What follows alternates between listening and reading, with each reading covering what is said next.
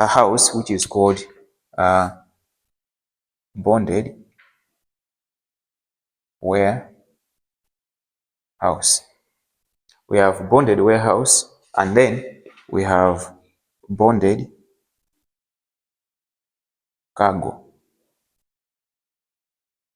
A bonded warehouse. Now, when we are talking about a bonded warehouse, this is a warehouse or a storage facility which is actually a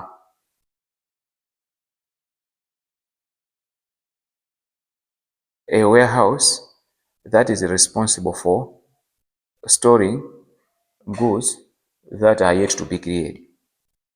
A warehouse that is used to store goods that are yet to be created. So most of the times you find such warehouses at the port of entry. Can be at the port there, at the airport, or elsewhere. So you're importing goods and you are yet to create the goods, but the goods needs to be kept somewhere. So a warehouse that can be used for such a purpose, we call it a bonded warehouse. So are only used for the goods that are yet to be created. Now, when we are talking about the bonded cargo now, so this is the kind of cargo that is being transported under bond or security from one point to another within a country or across international borders. This means the cargo is not cleared by customs at the port of entry, but it is transported under the bond to an approved location where it will be cleared by customs. It is a cargo that is not yet cleared by customs at the port of entry, but it is transported under bond to an approved location where it will be cleared by customs. Customs. That is not yet cleared. It's not yet cleared by customs at the port of entry, but is transported under bond. It's not cleared at the port of entry, but is transported under bond to an approved location where it will be cleared by customs. Is that one ringing a bell? Is that one making sense? A horse? Have you gotten it? Yeah, you're not getting it. Oh, this lady is not getting it. What do I do now? Let me open this one first. Maybe she'll understand. The cargo that is not yet cleared at the port of entry, but is being transported to an approved location, and it will be released only after being cleared. Right? Are you now getting it? Are you?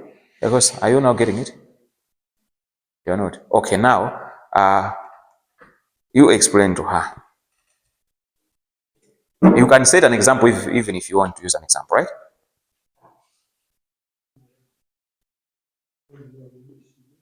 Yeah, so speak louder so that others can also benefit from the same.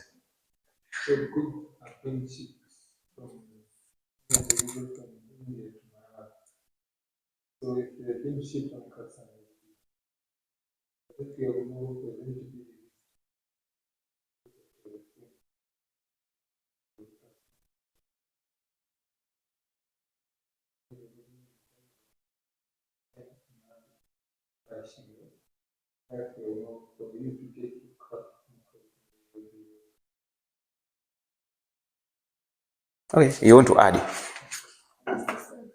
the same. You want to add. You want to add. You want to add, and you don't want to subtract from what this guy has said. Oh my goodness! This guy is going to lead you into the bush. This one is going to lead you into the bush.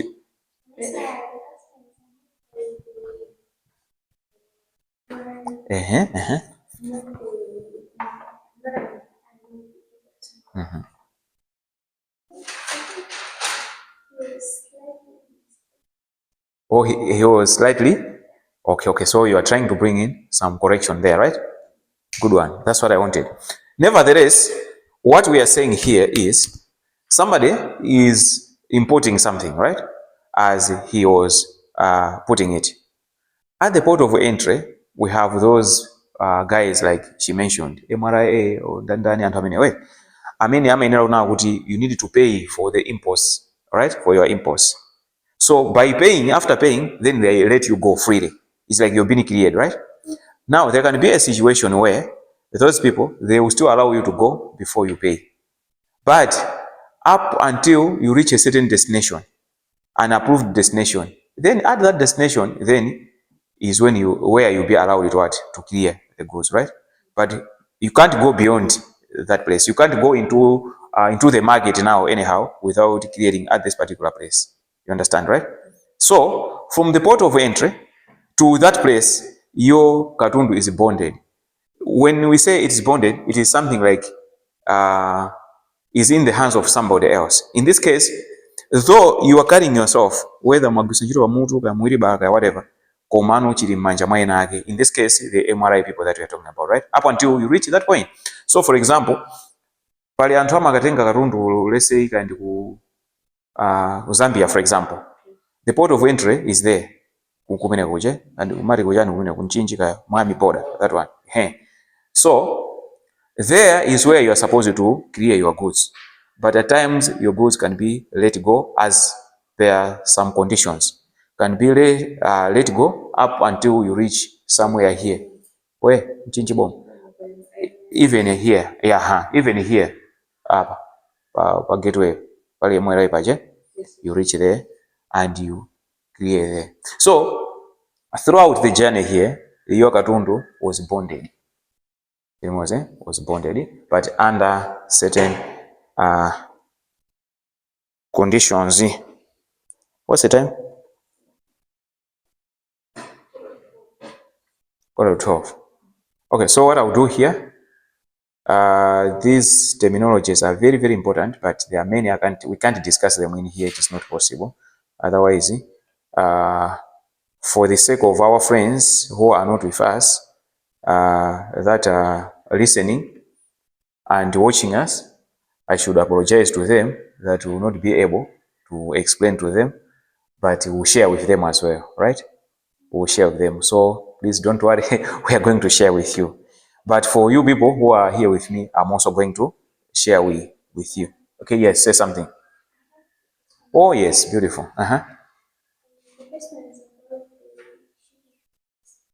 You say that when they are shipping services they are bonded once they Okay, yeah. Go ahead. What's the question? My question is, can you don't have that they can ship the products when and they ship the products while they are already created. Okay, all right. Now I get your question. Thanks so much. Second one. The second is on the ways that they have explained you say about the 3D errors and you are talking about consumers behavior. So is it only the consumers behavior that might or the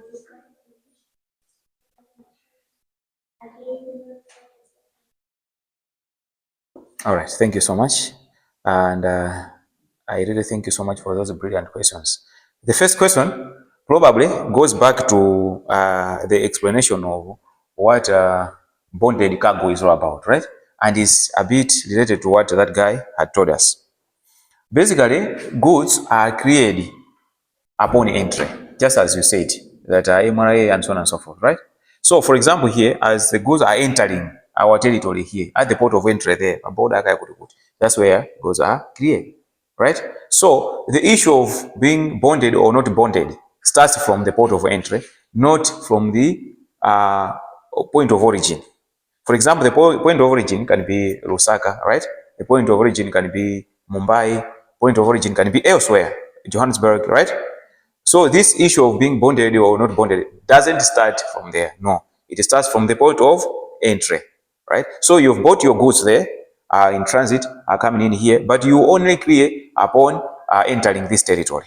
So the issue of clearance happens at the port of entry as you are entering your territory. But for some reasons and some factors, you may not clear them there. They'll be cleared inland. For example, they'll be cleared here at the MRI offices close by here, right? So from the port of entry, there, Mwami or maybe Songwe, to here where you are clearing, this issue of having bonded goods happens in between here and not between Lusaka and the port of entry, or not between Mumbai and port of entry. You understand, right? I don't know if you have answered the question. All right, fine. That's the first one. So the second question was, if we want to be agile, if we want to be flexible, there are reasons why we need to be this flexible, because there are these ever-changing market trends. The market space is unstable. So I did mention that one of the major reasons why the market space is unstable is the unpredictable consumer behavior, right? I mentioned this one. So the question was like, is it only consumer behavior that is making this market space unstable, unpredictable? If we are to go agile, is it just because of consumer behavior? Nothing else? That's your question, right? Good one. That's why I was saying this is a brilliant question. What are some of the factors that should remind us to be agile or to be flexible? What are some of the factors that are making the market environment unstable? That's the question. Are there any suggestions that we can come up with? We need to be flexible. We need to be responsive, because the market environment is unpredictable, is unstable. A lot of things are happening each and every day. So for us to remain competitive, we have to be very flexible and respond to those changes that are happening around. So those changes, I only mentioned one, the behavior of the consumers.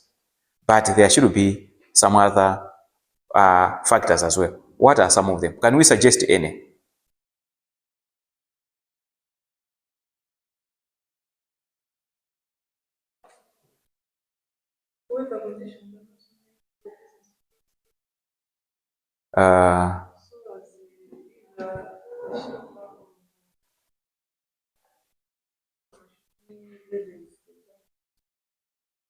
All right. Climatic conditions, right? Yes, climatic conditions can also be some of the factors, because now there are these songs that we sing every day. Oh no, climate change, or this and that, and so on and so forth. Those climatic changes and climatic and those uncertainties in this climate realm can also be factors enough for us to be alert and proactive when we are doing things, and reactive at the same time, be able to respond to things. Because we can have a norm or a way through which we were doing something, but due to those changes that are there, we may need to switch, we may need to change and look at a different approach altogether. So climatic changes, yes. What else? Restriction. Sorry? Restriction. Restrictions. Say something on restrictions. Okay. There can be restrictions, rules, regulations, legislations that can change anytime, right? Okay, here is our destination. For example, when we're exporting things, we used to pass through Mozambique, maybe. We're exporting to South Africa or elsewhere, we pass through Mozambique. But all over the sudden, there are some new restrictions that have taken effect there in Mozambique. And we'll have to revisit our strategies, the way we do things, right? So we need to be quick in responding to those changes. Yeah, so restrictions. Yeah, what else?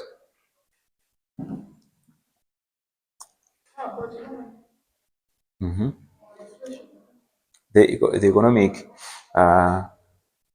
performance of the space we are in, or the countries that we are trading with. Well, that's many. What else? You were suggesting some other things. I never wanted to give you a chance deliberately. I wanted to hear from others. What are some of the things you think? Yeah. The supply losses. okay. Yeah, say something on that one.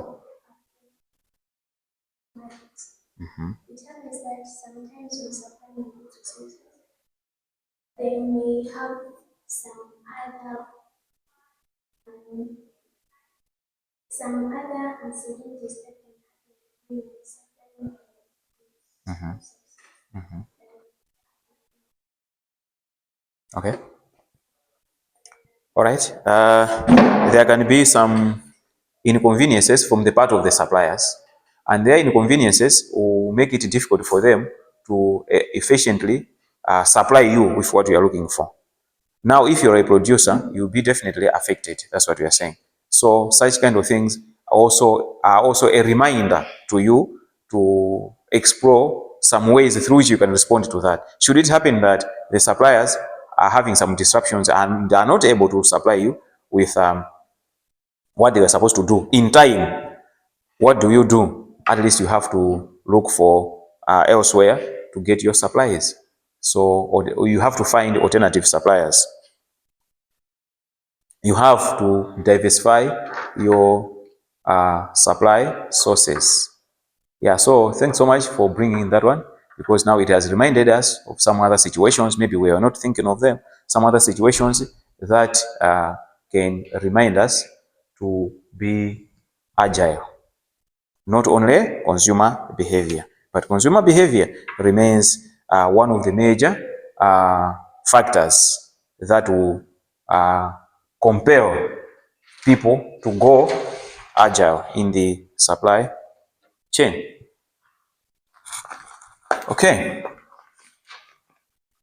Any other question from the congregation? Who is going to close with a word of prayer for us? Mr. Noel? I doubt. No, not Mr. Even that lady there is even not trusting you there. I said you should close with a word of prayer and she laughed. Oh my goodness, my friend. So it has reached this point. People cannot trust you. Your own neighbor there is not trusting you. All right, guys, let's stop here. And I have 2 documents to share with you. But this one, the one I was telling you about just now, I needed to just to work on it, edit it, and at least share with you. I'm glad I have all your emails, each one of you. That's fair enough. And all of you got the assignment, right? Thank you so much.